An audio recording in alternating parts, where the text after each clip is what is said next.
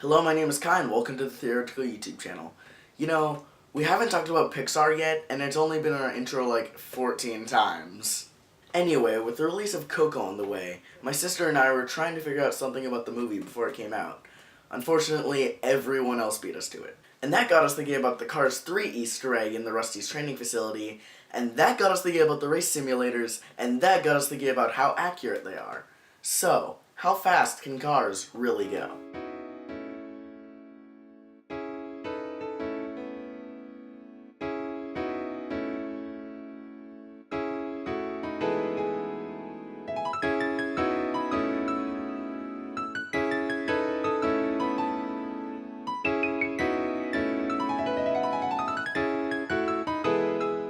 Okay, so the purpose of this video is not to debunk anything or prove that the makers of the movie were wrong.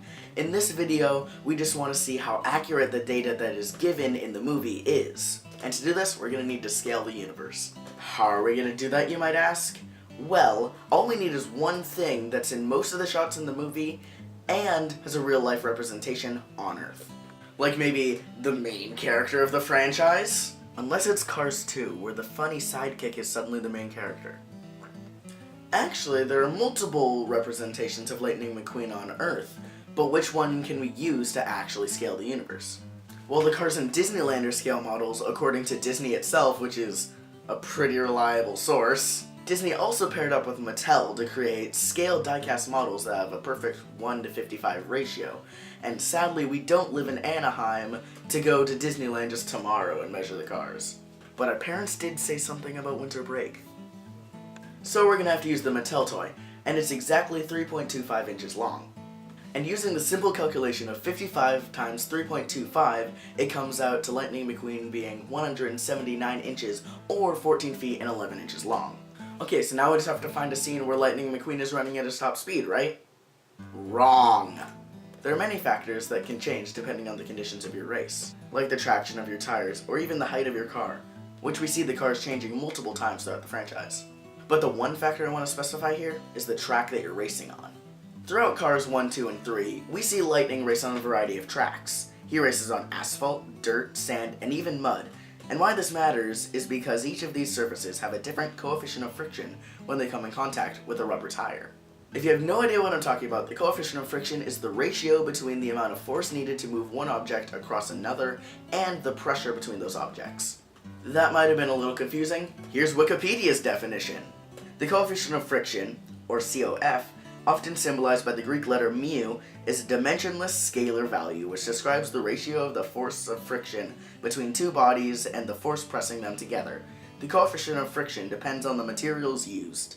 For example, ice on steel has a low coefficient of friction, while rubber on pavement has a high coefficient of friction. If you still don't understand, the coefficient of friction is the difference between skating on ice or skating on asphalt. And if you still don't get it, I have no other way to explain it to you.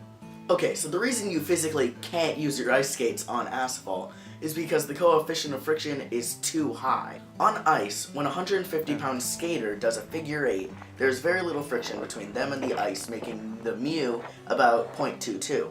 Whereas when the same skater tries the same move on asphalt, they almost certainly fall flat on their face. This is because it is so much harder to have the skater overcome the force of friction when on asphalt. Specifically, this mu is about 0.8, which coincidentally isn't that far off from a rubber tire on asphalt, which is about 0.9 to 0.95. But the friction coefficient between rubber and sand is a whopping 0.3. And this is even expressed in Cars 3 when Cruz tries to drive on the sand and the beach, I quote, eats her. Huh? The beach ate me. Lightning then explains to her that you have to ease into it, then speed up, which is exactly what you need to do if you're actually driving a car and you can't get a grip. But what do I know? I can't even drive yet. Okay, so all we need to do is find a video of Lightning racing on an asphalt track where he's preferably winning, because that will mean that he's definitely going at his top speed.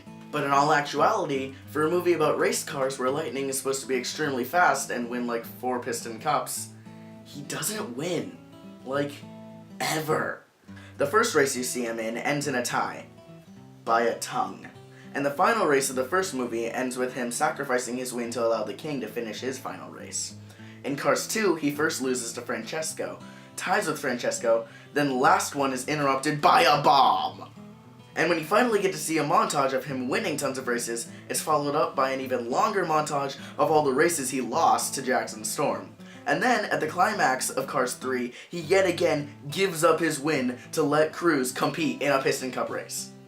Which might not even have been legal. According to the NASCAR Rules and Regulations Handbook, car switches are only legal if the original car was damaged beyond repair. Driver changes are permitted at any time, but all of the point statistics and prize money goes to the original driver. In other words, they technically broke the rules by switching cars, but didn't break the rules by switching drivers, and Cruz didn't get anything. Lightning's statistics even went up because Cruz raced for him. Anyway, moral of the story is Lightning McQueen doesn't win races, so we're gonna have to use one of his losses. Okay, so now what we can do is open this fancy application called Logger Pro and launch our video. Then we scale the picture with our Lightning McQueen measurements and plot points along the frame so the program will calculate the distance, velocity, and acceleration for each spot along the path. It does this with some calculus that I'm not going to get into since I didn't have to do it myself. Then we can find the top speed from the columns on the left and convert them from inches per second to miles per hour. And finally, the moment literally no one has been waiting for because they all clicked off about 3 minutes ago. The car's average speeds. Coming in at last place, Lightning McQueen on dirt, 97 miles an hour. This makes sense. The coefficient of friction between a tire and dry dirt is about 0.6. This means that Lightning won't be able to push himself to go as fast as he normally would. In 6th place, Cruz Ramirez on dirt, 104 miles per hour. This is most likely for the exact same reason as before. In 5th place, Cruz Ramirez, 150 miles per hour. This isn't exactly the same data the movie told. But in the same race, we have Jackson Storm coming in at 93 miles per hour. So why does this happen? Jackson's fatal flaw here is when he tries to grind Cruz into the wall, he slows both him and her down. Then, when she flips over him, she accelerates to win the race. In 4th place, Lightning McQueen, in Italy, 178 miles per hour. It wouldn't be fair to take Lightning's average speed because he's clearly getting faster throughout the movies, shown by the montage of him winning all the races. In 3rd place, Chick Hicks, 197 miles per hour. There's not really much to say about this, he just tops out at about 197 miles per hour. In 2nd place, Lightning McQueen, Piston Cup montage, 256 miles per hour. This data makes sense. This is during the montage where he's earning 4 Piston Cups, when he's in his prime, so of course he's doing best. And in 1st place, Jackson Storm, 260 miles per hour. This data tells a story. It tells the story of a race car that's the fastest until someone is faster. It tells the story of a race car that's just 4 miles per hour behind the best, destined to be second. At least until Cruz Ramirez starts racing. You know what? It's kind of odd how the movie tells the same story and yet the simulators and character bios just give the wrong data. It's not even like it would have been a waste of time making the movie. It took me like 45 minutes. The data that they do use though makes sense. For instance, Jackson Storm's fastest speed is supposed to be 214 miles per hour, while the fastest recorded NASCAR qualifying is 212 miles per hour. But it doesn't really matter that the data that we got and the data that they gave is different because this is just a nitpicky video. Okay, so if you like this video, you can watch... Oh my gosh!